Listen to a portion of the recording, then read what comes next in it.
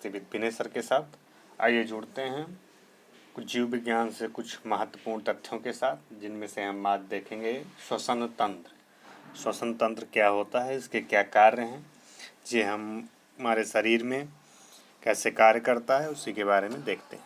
देखिए, जो श्वसन तंत्र होते हैं, इसकी परिभाषा अगर देखा जाए, ऐसे सभी अंग जिनसे होकर वायु का आदान प्रदान होता है वो क्या कहलाता है, श्वसन तंत्र कहलाता है।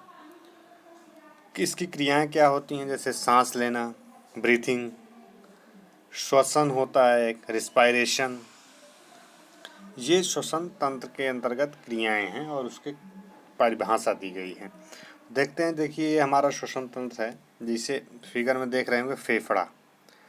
फेफड़ा के बारे में जानते हैं, गैसों का आदान प्रदान फुफ्फुसीय श्वसन द्वारा होता है।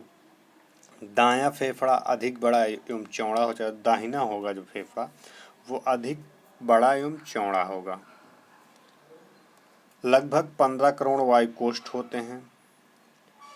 बायां फेफड़ा छोटा मगर अधिक लंबा होता है। बायां छोटा होगा लेकिन लंबा होगा। दायां क्या होता है, अधिक बड़ा एवं चौड़ा होगा।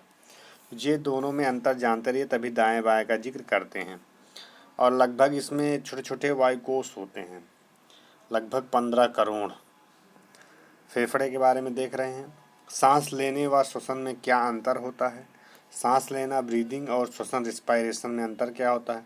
सांस लेना जैव भौतिकी प्रक्रिया है और श्वसन जो होता है जैव रासायनिक क्रिया है।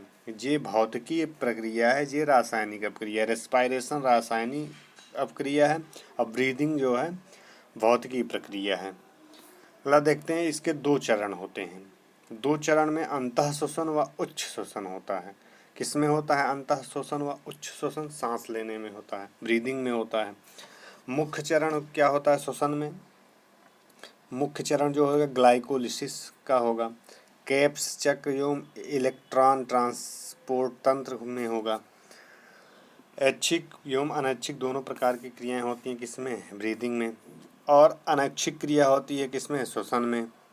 श्वसन में अनैच्छिक क्रिया होगी, इसमें ऐच्छिक एवं अनैच्छिक दोनों होंगी। ऊर्जा के उत्पादन का अभाव होगा, किसमें होगा, ब्रीदिंग में या सांस लेने में ऊर्जा का उत्पादन अभाव होगा, इसमें ऊर्जा का उत्पादन होता है। किसमें, श्वसन में ऊर्जा का क्या होता है, उत्पादन होता है। ये माइन्यूट अंतर हैं, क्वेश्चन यहाँ से पूछे जा सकते हैं। श्वसन क्रिया में विभिन्न पथों द्वारा ग्लूकोज का विखंडन होता है। क्या होता है, ग्लूकोज का विखंडन होता है, जिनमें ग्लूकोज के 6 कार्बन अणु होते हैं। कोशिका द्रव में इनको जो है पायरुवेट होता है। ऑक्सीजन की अनुपस्थिति में ईस्ट में इथेनॉल जो होगा वो कार्बन डाइऑक्साइड प्लस ऊर्जा, 2 कार्बन अणु में CO2 कहते हैं, इथेनॉल कार्बन डाइऑक्साइड प्लस ऊर्जा में कन्वर्ट हो जाता है। ऑक्सीजन के अभाव में, उसमें उपस्थिति में ये प्रक्रिया होती है, और अभाव में क्या होता है, हमारी मांसपेशी कोशिका में लैक्टिक अम्ल प्लस ऊर्जा 3 कार्बन अणु के साथ बनती है।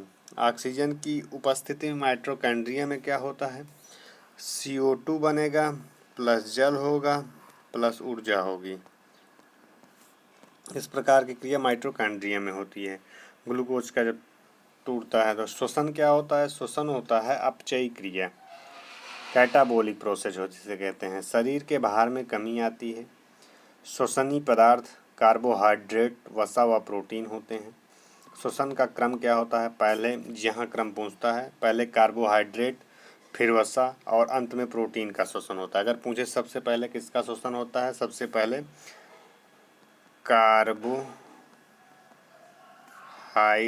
का श्वसन होता है, उसके बाद वसा का, कार्बोहाइड्रेट के बाद वसा, वसा के बाद प्रोटीन। तो इस प्रकार से श्वसन का जो है श्वसन का क्रम चलता है।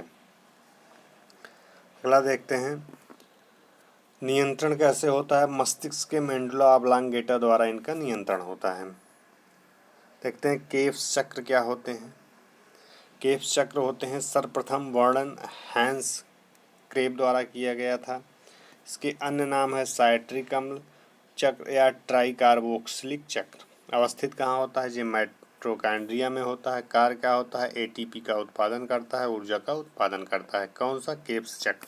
कैप्चर के कार्य पूछ लेता है। एटीपी का उत्पादन करेगा, ऊर्जा का उत्पादन करेगा। ग्लाइकोलिसिस क्या होता है, खोज करता है इसके कौन थे, ग्लाइकोलिसिस की खोज करता एम्बर्डेन मेयरहॉफ पार्सन द्वारा। अन्य नाम है ईएमपी पथ, शर्करा किण्वन, अनाक्सी श्वसन, ग्लाइकोलिसिस को कहते हैं। कार्य क्या होता है, ऑक्सीजन की अनुपस्थिति में ऊर्जा का निर्माण करता है। ग्लाइकोलिसिस का कार्य होता है ऑक्सीजन की अनुपस्थिति में क्या करेगा, ऊर्जा का निर्माण करेगा।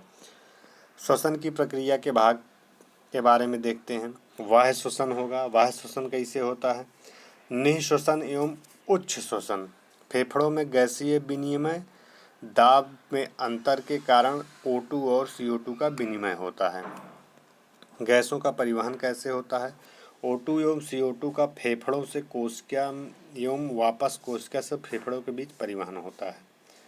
O2 का परिवहन हीमोग्लोबिन द्वारा होता है। ऑक्सीजन का जो परिवहन है किसके द्वारा होगा, हीमोग्लोबिन द्वारा, बहुत बार पूछा जाता है। CO2 का परिवहन हीमोग्लोबिन द्वारा लगभग 10 से 20% होगा।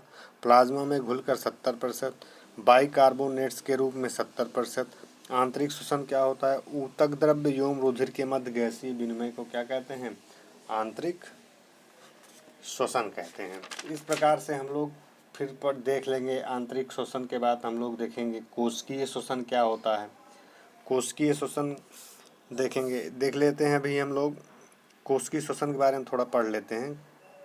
कोशिकीय श्वसन होता है ग्लूकोज का कोशिकाओं में ऑक्सीजन, यह 2 प्रकार का होता है, अनाक्सी श्वसन या इसे बोलते हैं अवायवीय श्वसन।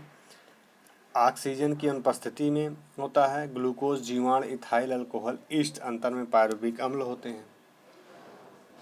वायवीय श्वसन क्या होता है, ऑक्सीजन की उपस्थिति में होगा। इसमें क्या होता है, इसमें जो ग्लूकोज होता है, ग्लूकोज प्लस ऑक्सीजन जब बनेगा तो ये हो जाएगा CO2 प्लस H2O प्लस ऊर्जा में कन्वर्ट हो जाता है। ये जो है कोशिकीय श्वसन में वायवीय श्वसन की ये उदाहरण हैं। इसके 2 भाग होते हैं, ग्लाइकोलिसिस एवं कैप्चक्र भी होते हैं। तो मित्रों अब हम लोग देखेंगे मानव शरीर में रक्त प्रवाह। एक फिगर आज देख लेते हैं, कल इसके बारे में विस्तार से देखा जाएगा। मानव शरीर में देखिए फिगर में फेफड़ा आपका लंग्स है, इसके दायां अलिंद है और बायां अलिंद है। उसके बाद त्रिवलनी कपाट होते हैं, इसमें दाहिना निलय होता है, बायां निलय होता है। फुफ्फुसीय सिरा होगा, मिट्रल वाल्व होंगे, फुफ्फुसीय धमनी होंगी। ठीक, उसके बाद हम लोग देखेंगे इसके आगे उच्च एवं निम्न महाशिरा होगा और महाधमनी होगी। शरीर के विभिन्न भाग, इनके क्या कार्य होंगे, ये कैसे कार्य करते हैं, इनके बारे में कल हम लोग देखेंगे मानव शरीर एवं रक्त प्रवाह के बारे में। मित्रों यदि यह वीडियो अच्छा लगा हो तो शेयर और सब्सक्राइब करिए। मिलते हैं अपने दूसरे वीडियो में। धन्यवाद मित्रों।